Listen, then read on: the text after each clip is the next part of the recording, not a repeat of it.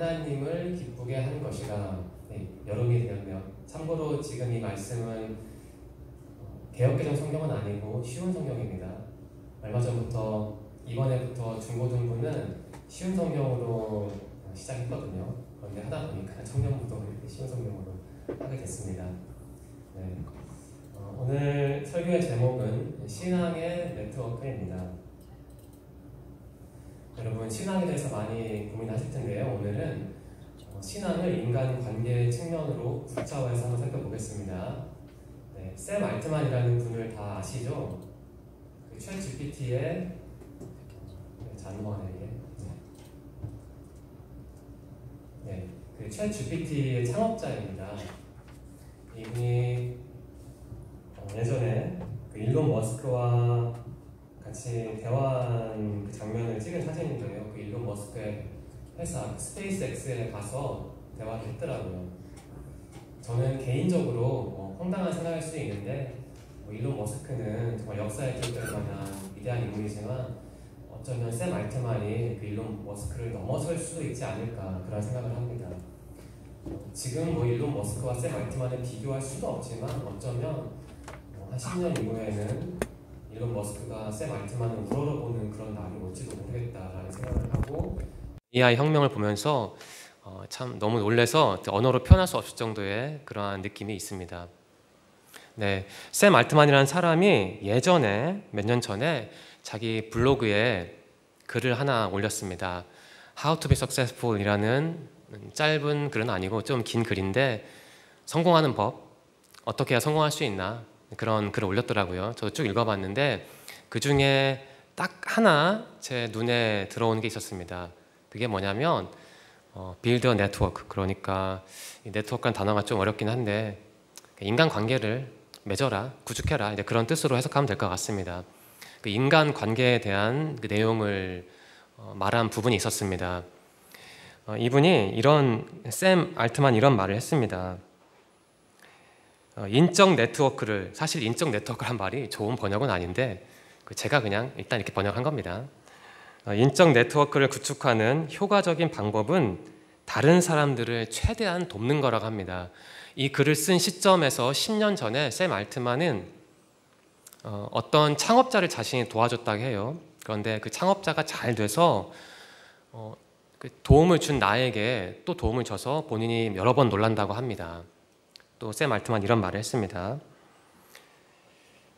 인적 네트워크를 구축하는 가장 좋은 방법은 당신이 함께 일하는 사람들을 진정으로 돌본다는 평판을 얻는 겁니다. 이런 말을 했거든요. 그러니까 이와 관련해서 좀 우리가 눈여겨볼 부분이 있습니다. 샘 알트만은 말하기를 긍정적인 면에 주목을 하래요. 사람이든 일이든 이 긍정적인 면에 주목을 하면 그게 나중에 10배의 보상으로 돌아온대요. 또 이런 말을 했습니다.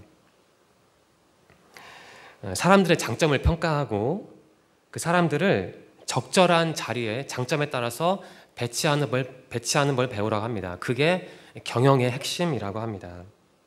또 알트만에 따르면 재능 있는 사람들과 함께 일하는 그 인적 네트워크를 구축하는 게 성공적인 경력의 필수래요. 그리고 나처럼 일을 똑같이 하는 사람보다는 나보다 일을 잘하는 사람들과 일을 하도록 노력하라고 합니다. 또 샘 알트만 이런 말을 했죠. 이것을 잊지 마십시오. 당신의 원대한 꿈을 지지하는 이 긍정적인 사람들과 함께 하십시오 라는 말을 했습니다. 저는 샘 알트만의 글을 읽고 나서 물론 그 블로그 글이 그 사람의 인생 전체를 반영하는 것은 아닙니다. 단편이지만 그것을 통해 한번 평가를 해봤습니다. 이 샘 알트만에게 성공은 돈을 많이 버는 것은 아닌 것 같았습니다. 1차적으로. 그럼 성공이 뭘까? 이 사람에게 성공은 자신의 부족함을 보완해줄 사람들과 함께 공동체를 만들어서 동일한 꿈을 추구하는 게 성공이라는, 어찌 보면 식상할 수도 있는 그런 생각이 들었습니다.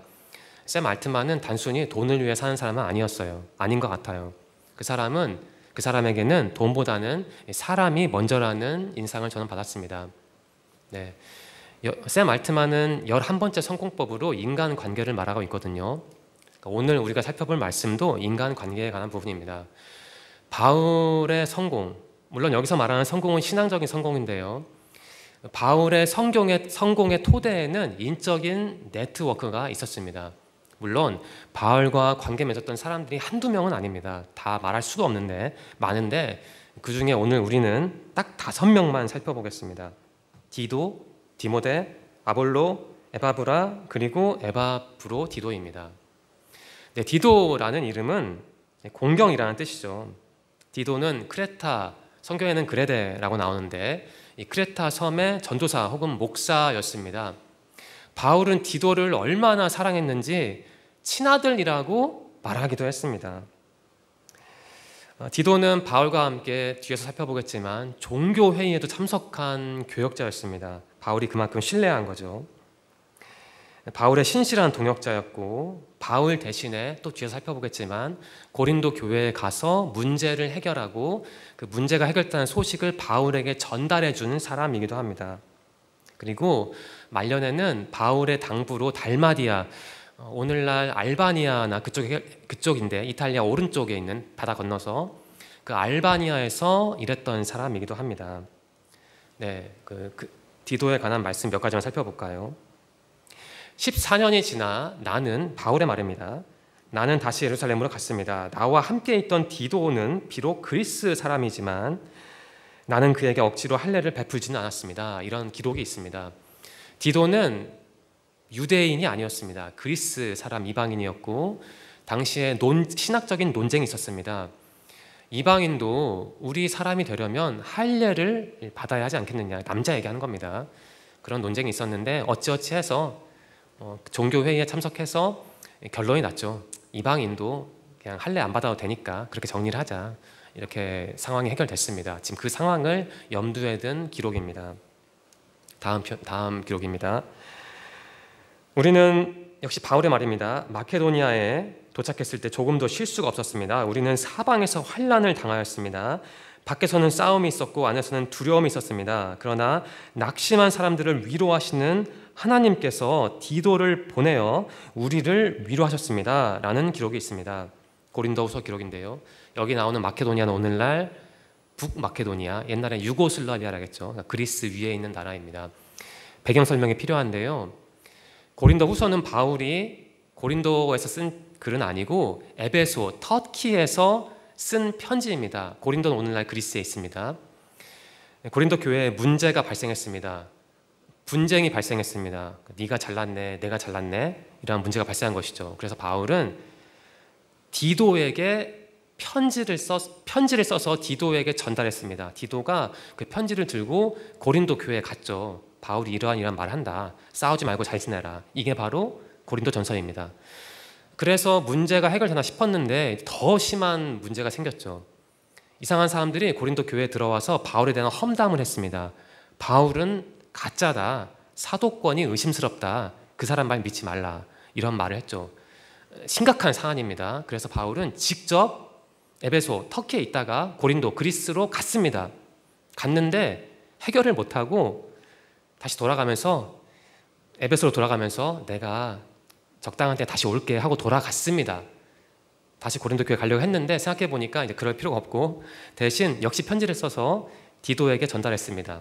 그 편지를 자신의 사도권에 관한, 나는 진짜 사도입니다, 나는 이단이 아닙니다, 나는 가짜가 아닙니다 라는 편지를 써서, 고린도후서 내용이죠, 2장, 그 편지를 써서 디도에게 줬습니다. 그래서 디도는 그 편지를 가지고 터키에서 그리스로 갔죠. 그 와중에 바울은 에베소에서 사역을 하다가, 터키에서 사역을 하다가 건너갔죠. 갑자기 제 생각이 안 나네요. 그 건너가서 그리스 쪽으로 건너갔습니다. 사역지가 바뀐 것이죠. 그 와중에 디도가, 그러니까 고린도에 있던 디도가 바울이 사역하는 곳으로 와서 좋은 소식을 전달해 준 것이죠. 문제가 해결됐습니다. 당신이 쓴 편지를 받아본 고린도 교회 교인들이 당신이 어떤 사람인지 알았습니다. 그런 소식을 전달해 준 바로 그 상황을 표현하는 편지 내용입니다. 다음입니다. 디도서인데요. 디도에게 쓴 편지죠. 참고로 학자들은 디도서를 바울이 쓴 글은 아니라고 보는 학자들이 많이 있습니다. 나는 같은 믿음 안에서 내게 친아들과도 같은 디도에게 이 편지를 씁니다. 하나님 아버지와 우리 구주 예수 그리스도의 은혜와 평안이 함께하기를 빕니다. 내가 그대를 크레타 섬에 두고 온 것은 미처 못다한 일들을 정리하고 각 마을에 장로들을 세우는 일을 돕게 하기 위해서입니다. 라고 권면을 하죠. 디도에게 이런 말을 한 겁니다. 디도를 그만큼 사랑했던 겁니다. 바울은. 정리해 볼까요? 바울에게 디도는 친아들과 같은 동역자였습니다. 그리고 바울의 메신저이기도 했죠. 바울이 쓴 편지를 전달해 줬잖아요. 그리고 디도는 크레타 섬에서 일한 교역자였습니다. 바울과 함께했던 바울의 인적 네트워크를 구성한 한 명이었습니다. 다음은 디모데, 여러분도 잘 아는 디모데죠. 디모데라는 단어의 뜻은 하나님을 공경하는 자라는 뜻입니다. 에베소, 오늘날 터키에 있는 어느 교회에서 활동했습니다. 바울이 1차 전도여행할 때 디도를 발굴했죠. 그리고 2차 전도여행 때는 동행도 했고요. 아덴, 마케도니아, 데살로니가, 에베소, 그러니까 터키와 그리스에서 일했던 교역자였습니다. 바울과 함께 고린도도 갔었고요. 그리고 바울의 후계자가 아닌가라는 평가를 받을 정도의 인물입니다. 첫 만남을 묘사하는 부분인데요. 바울이 더베를 방문하고 루스드라에 이르렀을 때 마침 디모데라는 젊은 제자가 그곳에 있었습니다. 디모데의 어머니는 유대인으로서 예수를 믿는 사람이었으나 아버지는 그리스인이었습니다. 디모데는 루스드라와 이고니온의 신자들에게 평판이 좋았습니다. 참 좋은 사람이었던 것 같아요. 이 당시에는 아마 기독교인은 완전한 기독교는 아니었겠지만, 그래서 바울은 이 디모데를 발굴했고 그 바울의 인적 네트워크에서 정말 뺄래야 뺄 수 없는 소중한 귀중한 핵심 인적 자산이 됩니다. 네, 최측근 동역자였습니다. 바울은 안식일마다 회당에서 유대인과 그리스도인과 함께 토론을 하면서 그들을 설득하려 했습니다. 실라와 디모데가 마케도니아에서 고린도로 온 이후 바울은 말씀을 전하는 일에만 힘썼습니다. 그는 예수님께서 그리스도이심을 유대인들에게 증언했습니다. 2차 전도여행을 묘사하는 부분인데요. 바울은 항상 그랬죠. 어디 가나 자신의 대적자들, 특히 유대인들을 개종하려고 그들에게 참된 하나님을 전달해 주려고 참 애를 썼습니다. 혼자 그 일을 담당하기는 어려웠죠. 바울을 돕는 사람들이 많이 있었는데 마침 이때 디모데가 건너와서 바울을 도와줬고 허드렛 일을 했을 테고, 그래서 바울은 목회에 전념할 수 있었다는 겁니다. 이처럼 바울에게 디모데는 핵심적인 최측근 동역자였습니다. 네, 이 바울과 디모데의 관계를 정말 극적으로 보여주는 모습이 있습니다. 이 디모데 후서인데, 디모데 후서는 참고로 바울의 마지막 글이죠. 바울이 디모데에게 전하는 글인데 이런 말이 있죠. 되도록, 로마 감옥에서 쓴 겁니다. 되도록 빨리 내게 와 주었으면 합니다. 겨울이 오기 전에 디모데가 나에게 왔으면 좋겠습니다 라는 말을 하고 있습니다. 자신의 아마 죽음을 직감하고 이제 마지막이겠다, 디모데를 보고 싶다라는 말을 하고 있는 것이죠. 자, 디모데는 이처럼 바울의 동역자 겸 비서였습니다. 바울이 정말 신뢰한 사역자였고 바울의 마지막 유언과 같은 편지를 받는 대상이었습니다. 그 에베소, 터키에 있는 교회의 교역자였습니다. 다음은 아볼로라는 사람인데 우리에겐 좀 익숙하지 않은 인물이죠. 이 뜻이 저도 이번에 처음 알았는데, 아볼로라는 단어의 뜻을 파괴자, 침략자라는 뜻이라고 합니다. 고린도 교회, 그리스에 있는 교회의 교역자였고, 알렉산드리아, 여기서 알렉산드리아는 이집트에 있는 도시입니다. 그 알렉산드리아 출신 학자입니다. 세례 요한의 제자로 알려져 있고 초기에는 안타깝게도 예수님은 몰랐다고 합니다. 나중에 알게 됐죠. 오늘날 그리스에서 전도하면서 열심히 후에는 개종해서 유대인과 대항하는 역할을 했습니다. 이러한 기록이 있네요. 사도행전인데, 아볼로아는 유대인이 에베소에 왔습니다. 그는 알렉산드리아에서 태어났으며 교육을 많이 받았고 성경에 능통한 사람이었습니다. 그는 주님에 관한 도도 배워서 알고 있었기 때문에 예수님에 관한 일들을 말하고 자세히 가르쳤습니다. 그러나 그는 요한의 세례밖에 몰랐습니다. 아볼로가 회당에서 용기 있게 말하는 것을 브리스길라와 아굴라가 듣고 그를 자기 집으로 데려다가 하나님의 도에 대해 더 자세히 설명해 주었습니다. 이런 기록이 있습니다. 아볼로는 참 위대한, 어쩌면 바울과 동급의 신학자였지만 예수님은 잘 모르고, 그러니까 세례 요한에 관한 것만 알아서 열심히 전파하고 다녔대요. 그런데 브리스길라, 아굴라 집사들이 그 사람을 찾아서 발굴해서 가르쳐 준 거죠. 진짜 중요한 것을, 예수님에 관한 것을. 그러니까 아볼로는 참 겸손한 사람이었습니다. 본인이 요즘으로 말하면 교수인데 그냥 평신도들이 알려준 내용을 잘 받아듣고 그 내용으로 자기 삶을 변화시켜서 새로운 삶을 산 것이죠. 네, 이러한 기록이 또 있습니다.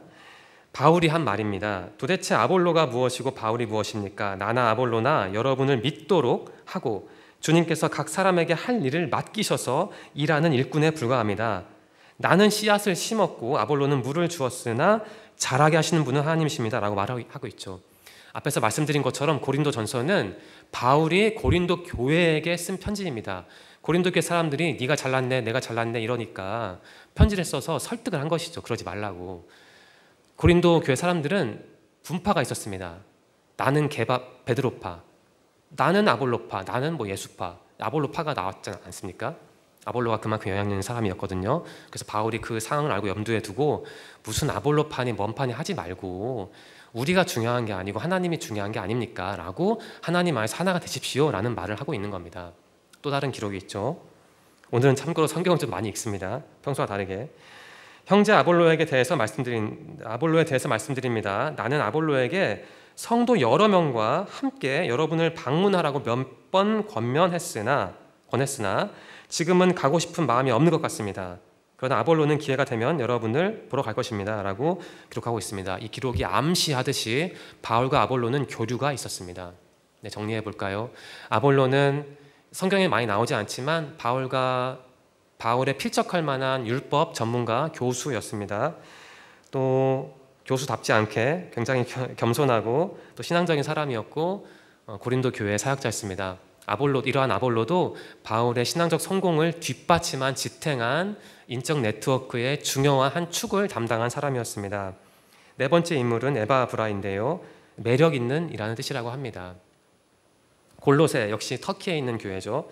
튀르키아라고 하죠. 요즘은 튀르키아에 있는 교회의 교역자였습니다. 에바브라는 참 특별한 사람입니다. 수식어가 참 특별한데요. 우리와 함께 복음을 전하는 일꾼, 그리스도의 신실한 종, 예수 그리스도의 종, 예수 그리스도를 위해 나와 함께 감옥에 갇히고 이러한 표현이 있습니다. 바울과 함께 감옥에 갇혔던 사람입니다. 터키 서남쪽에서 근무했던 사람이죠. 이러한 기록이 있습니다. 바울이 한 말입니다. 여기서 여러분은 골로새 교회에 있는 사람들입니다. 여러분에게 이 복음을 전한 사람은 에바브라였습니다. 그는 우리와 함께 복음을 전하는 일꾼이며 그리스도의 신실한 종입니다. 여러분이 성령으로부터 받은 사랑을 이웃들에게 베풀며 살아가고 있다는 소식도 그를 통해 들었습니다. 그러니까 에바브라가 바울에게 소식을 전해준 거예요. 골로새 교회에 관한 소식을. 골로새 교인들이 열심히 신앙생활을 하고 있습니다. 이런 소식을 전해준 거죠. 다음입니다. 역시 바울의 말입니다. 예수 그리스도의 종이며 여러분의 동료인 에바브라도 여러분에게 인사합니다. 지금 에바브라는 바울과 함께 감옥에 있는 겁니다. 그는 여러분의 신앙이 성숙해져서 모든 일에 하나님의 뜻을 잘 알 수 있도록 여러분을 위해 늘 열심히 기도하고 있습니다. 나는 그가 여러분을 위해서 또한 라오디게아와 히에볼리에 있는 사람들을 위해서 얼마나 열심히 일했는지 잘 알고 있습니다 라는 말을 역시 골로새 교회 교인들을 위해 편지를 쓰면서 이 에바브라를 언급을 하고 있는 거예요. 바울이. 그만큼 에바브라는 중요한 사람이라는 거죠. 또 이런 기록이 있습니다. 에바브라도 예수 그리스도를 위해 나와 함께 감옥에 갇혀 있습니다. 그가 여러분에게 안부를 전합니다 라고 말하고 있습니다.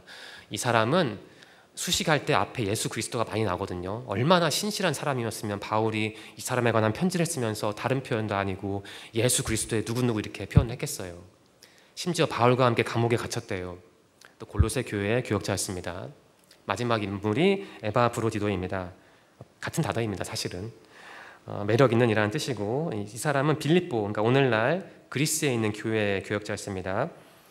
이 감옥에 있는 바울을 위해서 빌립보 교회가 파송한 사람입니다. 면회 보낸 사람이죠. 바울에게 굉장히 헌신적이었어. 얼마나 헌신적이었으면 바울이 이런 말을 합니다. 내 형제와도 같은 사람이래요. 그리스도의 군사래요. 나와 함께 일하며 수고했대요. 내가 가장 필요한 순간에 나에게 온 사람이래요. 한번 살펴볼까요? 빌립보서 내용인데요. 빌립보서는 바울이 빌립보 교인들을 위해 쓴 편지입니다. 이제 바울이 이런 말 하죠. 오늘 말씀이었는데요. 이제 나는 모든 것이 풍족합니다. 여러분이 에바브로디도 편에 보내준 선물 때문에 부족한 것이 없습니다.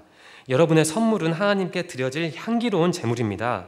하나님께서는 그 제물을 기쁘게 받으실 것입니다. 라고 기록하고 있습니다. 바울이 감옥에 갇히니까 빌립보 교회 교인들은 바울에게 여러 가지 물품을 보냈던 것 같아요. 어떤 물품인지 모르는데 그 물품을 이 에바브로디도 편에 보냈습니다. 그 내용을 말하는 겁니다. 또 다음 기록이 있죠. 에바브로디도 역시 주님 안에서 내 형제와도 같은 사람입니다. 그리스도의 군사로서 지금까지 나와 함께 일하며 수고해 왔습니다. 내가 가장 필요로 하는 순간에 여러분은 그를 내게 보내주었습니다. 이제 나는 여러분에게 그를 돌려보내려고 합니다. 이런 말이 있습니다. 에바브로디도가 병이 났습니다. 열심히 일하다가. 그래서 돌려보내려고 하는 것이죠. 더 있으면 좋은데 바울은 너무 안쓰러우니까 에바브로디도가. 마지막 당부죠. 사실 에바브로디도는 병이 나서 거의 죽을 지경까지 갔으나 하나님께서 그의 아픔을 돌보셔서 더 이상 내게 슬픔이 없도록 도와주셨습니다. 주님 안에서 큰 기쁨으로 그를 맞이하고 에바브로디도와 같은 사람을 귀하게 여겨주십시오. 그는 그리스도를 위해 위험을 무릅쓰고 일하다가 거의 죽을 뻔한 지경에 이르렀습니다. 멀리 있는 여러분을 대신하여 나를 도운 사람이므로 감사함과 존경하는 마음으로 맞이해 주십시오 라고 말하고 있습니다. 그만큼 바울을 위해서 헌신적으로 일을 했기 때문에 바울이 너무 고마워서 이런 말을 하는 것이죠. 이 사람은 나 때문에 일하다 죽을 뻔했고 겨우 회복을 했으니 내가 이제 돌려보내겠다. 이 사람이 당신네 교회에 도착을 하면 잘 돌봐주라. 고마운지 알아라. 이런 말을 하는 겁니다. 에바브로디도는 바울을 위해 바울이 가장 필요한 순간에 물품을 전달해 줄 만큼 헌신적이었고 너무나 헌신적이어서 병까지 들었던 그런 사람이었습니다. 빌립보 교회의 전도사 목사였습니다. 네, 바울의 신앙적인 성공을 가능하게 했던 것은 바울의 인적 네트워크였습니다. 바울은 잘난 사람이었지만 혼자 그 어려운 일을 도저히 감당할 수 없었습니다. 바울에게는 그를 지탱하는 돕는 사람들이 많이 있었기 때문에 그가 하나님의 기준으로 볼 때 성공했던 것이죠. 오늘 우리는 디모데, 아볼로, 에바브로디도를 살펴보았습니다. 네, 앞에서 샘 알트만에 관한 말씀을 드렸습니다. 샘 알트만에 따르면 성공하는 방법 중에 하나는 인간관계를 만드는 거래요. 그래서 이런 말을 하잖아요. 인적 네트워크를 구축하는 효과적인 방법은 다른 사람들을 최대한 돕는 겁니다. 바울도 다른 사람들을 도왔고 다른 사람도 바울을 도왔죠. 또 알트만은 이런 말을 하죠. 인적 네트워크를 구축하는 가장 좋은 방법은 당신이 함께 일하는 사람들을 진정으로 돌본다는 평판은 없는 겁니다. 바울은 주위 사람들을 헌신적으로 돌봤습니다. 그래서 주위 사람들도 바울을 헌신적으로 돌봤잖아요. 우리가 살펴봤듯이. 알트만 또 이런 말을 하죠. 이것을 잊지 마십시오. 당신의 원대한 꿈을 지지하는 긍정적인 사람들과 함께 하십시오. 바울은 진취적이고 긍정적인 사람이었습니다. 바울이 염세적이고 부정적이었다면 그렇게 힘든 목회를 했을까요? 돌아다니면서 터키를 수천 킬로를 돌아다니면서 긍정적인 사람이었죠. 다행히도 감사하게도 은혜롭게도 바울 주위에 있던 사람들도 거의 대다수는 긍정적이고 진취적인 사람이었습니다. 서로 그렇게 좋은 것을 주고받으면서 일했기 때문에 바울도 살았고 앞에서 살펴본 그분들도 하나님의 눈으로 볼 때는 성공한 사람들이 된 것이죠. 세 가지 질문을 드리겠습니다. 하나님이 여러분에게 주신 인적 네트워크는 뭘까요? 여러분이 힘들 때 여러분을 지지해주고, 여러분이 아플 때 여러분에게 좋은 것을 주고, 여러분이 정말 좋은 일이 생겼을 때 그 기쁨을 함께 나누는 사람들이 있을 텐데 여러분 그 사람들이 누군지 알아요? 그러니까 알아야 하는데 사실 우리는 내 곁에 있는 사람들은 잊고 살죠. 그러지 말고 이번 기회에 나에게 도움을 준 한 5명을 한번 생각해 보시기 바랍니다. 두 번째 질문입니다. 나는 여러분은 그 네트워크, 인적 네트워크에 감사하며 그 네트워크를 잘 활용을 합니까? 사람과 함께 지내는 게 신앙생활이잖아요. 여러분은 나와 함께하는 사람들과 어떠한 관계를 맺고 있습니까? 세 번째입니다. 하나님이 여러분에게 주신 그 인적인 네트워크가 어떤 성공으로 귀결될까? 이런 생각을 해보신 적 있습니까? 이 관계를 위한 관계는 그것도 괜찮지만 좀 그렇잖아요. 신앙적인 성공을 위한 관계가 되면 좋잖아요. 여러분이 그 사람들과 네트워크를 구성하는데 그 관계를 통해 어떠한 성공, 어떠한 좋은 것을 얻을지 한번 기대하면 좋겠습니다. 세 가지 메시지를 추출해 볼까요? 첫 번째입니다. 하나님을 믿는 우리에게는 인간 관계는 성공적인 신앙생활의 토대 같습니다. 신앙생활은 진공 속에서 관념적으로 나 혼자 하는 것은 물론 아닙니다. 그렇게 하면 망하죠. 100% 망합니다. 신앙생활은 사람들과 함께 부대끼면서 해나가는 겁니다. 우리에게 인간관계는 그처럼 중요합니다. 내가 좀 부족해도 내 곁에 유능한 사람이 있으면 나의 부족함은 사라지잖아요. 반대도 성립하죠. 내가 가진 것을 나만 가지고 있으면 이만큼만 성과가 나타나는데 그걸 나누면 몇 배로 성과가 커지잖아요. 신앙적으로 볼 때. 우리에게 인간관계가 그렇게 중요한 거죠. 꼭 기억하시기 바랍니다. 두 번째입니다. 하나님을 믿는 우리에게 고립과 독서는 신앙생활의 적입니다. 앞에서 말씀드린 내용과 반대죠. 어떻게 나 혼자 신앙생활을 하겠어요? 어떻게 나 혼자 잘한다고 내가 좋은 신앙이 되겠어요? 내가 주위 사람들과 때로는 보조도 맞추고 필요하면 뒤돌아보고 또 필요하면 손도 잡아주고 그래야죠. 가끔 우리는 고립과 독선에 빠질 때가 있습니다. 그때가 언제인지 확실히 알 때도 있지만 너무나 교묘하게 그 순간이 다가오기 때문에 놓칠 때가 있거든요. 내가 언제 잘하는지도 봐야 하지만 내가 언제 취약한지도 알아야 하잖아요.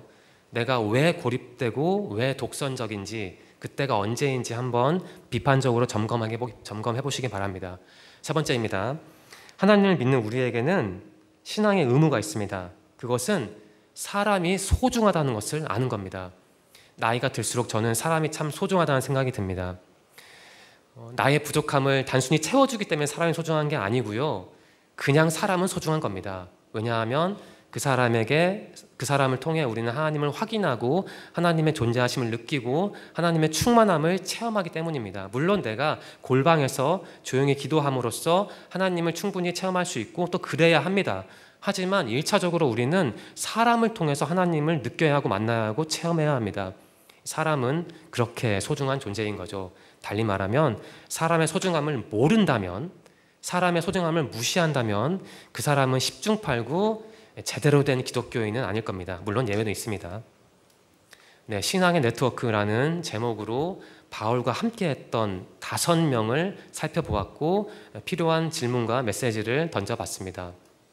네, 디도, 디모데, 아볼로, 에바브라, 에바브로디도 이 5분의 행적을, 삶의 궤적을 여러분이 한번 추적해 보시기 바랍니다. 5명 다 추적하기 싫다면 한 3명이라도 꼭 이번 주에 추적해 보시면 정말 은혜가 될 거고, 한 가지 더 부탁을 드리면 나는 어느 쪽에 좀 더 가까운가, 이 5분이 다 다르거든요. 색깔이. 내가 어느 쪽에 속할까 한번 보시고 그대로 한번 살아보신다면 하나님의 큰 복이 있을 겁니다. 네, 말씀을 살펴보았는데요. 전도사의 시선을 함께 나누고 싶습니다. 한 줄 나누입니다. 제가 설교를 마무리한 다음에 제 머릿속에 떠오른 제가 제 설교를 한 줄로 정리한 겁니다. 여러 번 말씀드렸는데 여러분이 누군가의 설교를 듣고 그 설교 내용을 한 줄로 요약을 못 하신다면 내가 설교를 잘 안 들었다라고 생각하셔도 괜찮을 것 같습니다. 반대로 말하면 어떤 분의 설교를 듣고 꼭 제 거가 아니더라도 한 줄로 요약을 하면 잘 들은 겁니다. 물론 그분이 설교를 엉망으로 했다면 요약이 안 되겠지만 그렇지 않다면 한 줄로 다 정리할 수 있습니다. 이겁니다. 사람을 통해 일하시는 하나님. 바울은 사람을 통해 하나님의 일을 했습니다.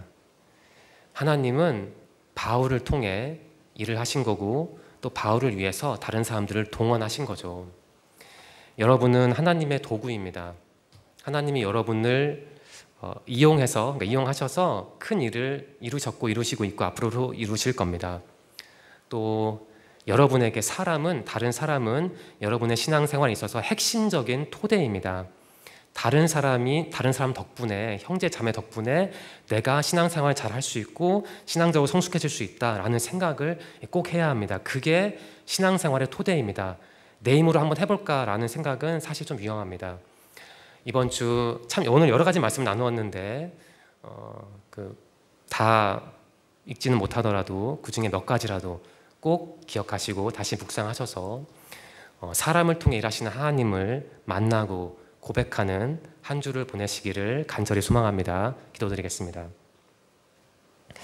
하나님 감사합니다. 오늘도 저희에게 생명을 주시고 저희를 교회로 불러주셔서 예배드리게 하시니 감사합니다. 또한 무엇보다 오늘 바울과 함께했던 5명의 인물을 한번 살펴보게 하시니 감사합니다. 하나님, 신앙생활은 사람들과 함께하는 것임을 오늘 새삼 배웠습니다. 우리가 신앙생활 하면서 때로는 힘들 때도 있고 기쁠 때도 있는데 힘듦과 기쁨 그 자체에 주목하는 것도 중요하겠지만 그것보다는 나와 지금 함께하는 형제 자매들이 누구인지, 내가 그들을 위해 기도하고 있는지, 내가 그들과 참된 신앙의 사랑의 관계를 맺고 있는지 이번 주 우리가 한번 살펴볼 수 있도록 인도하여 주옵소서. 하나님, 날씨가 무척 덥고 더 더워질 것 같습니다. 이러한 여름에 우리가 우리의 신앙이 나태해지지 않도록 도와주시고 오히려 이러한 더위를 발판 삼아 주님께 더욱더 큰 열정을, 주님을 위한 더욱더 큰 열정을 발휘할 수 있도록 인도하여 주시옵소서. 이 자리가 많이 비어 있습니다. 다음 주는 다 함께 모여서 예배드릴 수 있는 길을 열어주시고 이번 주 우리의 몸과 마음과 영혼의 건강을 지켜주세요. 함께 하실 것을 믿으며 예수님의 이름으로 감사하며 기도드립니다. 아멘.